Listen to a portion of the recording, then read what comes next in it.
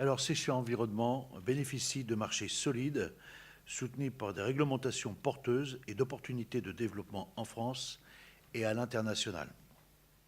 Dans ce contexte, nous poursuivons une stratégie de croissance autour de 4 axes majeurs. Le premier, c'est le traitement spécialisé sur les déchets les plus complexes. C'est ce qu'on appelle, nous, les déchets dangereux. Voilà, ça c'est Séché. Deuxièmement, les valorisations de ressources rares. C'est l'exemple du brome qu'on a donné tout à l'heure. Troisièmement, service aux industriels et aux collectivités. Et quatrièmement, le développement à l'international. Vous voyez qu'on a quand même un petit trou dans la raquette à l'international. Donc on va se développer, on va se développer à l'international, notamment peut-être,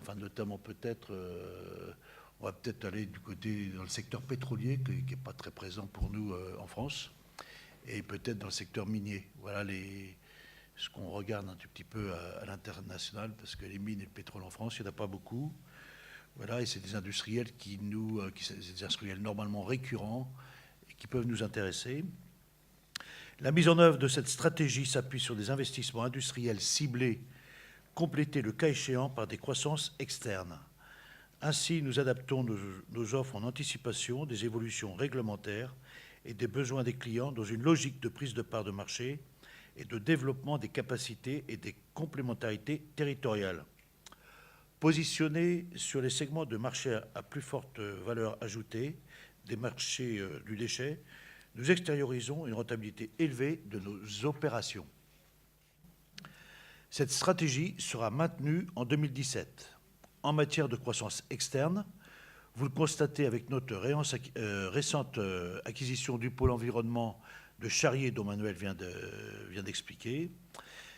En matière de croissance organique, avec des investissements maintenus à un niveau sensiblement équivalent à l'an passé, de l'ordre de 55 millions d'euros hors IFRIC. Ces investissements porteront principalement sur le développement de nos capacités dans les métiers de valorisation et de traitement et sur l'amélioration de notre productivité. 2017, le chiffre d'affaires contributif devrait maintenir son trend de légère progression hors contribution des croissances externes 2017. Sur le périmètre historique de nos activités, nous anticipons le maintien du taux de rentabilité opérationnelle courante au niveau de 2016. En effet, nous allons nous attacher à une meilleure maîtrise de nos charges d'exploitation et au renforcement de notre efficacité industrielle.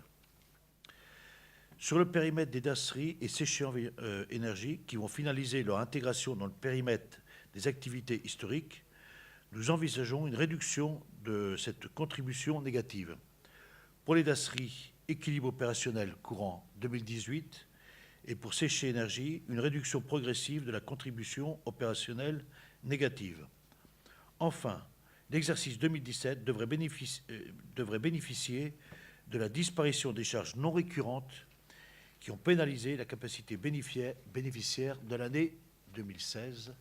On attend avec impatience vos questions.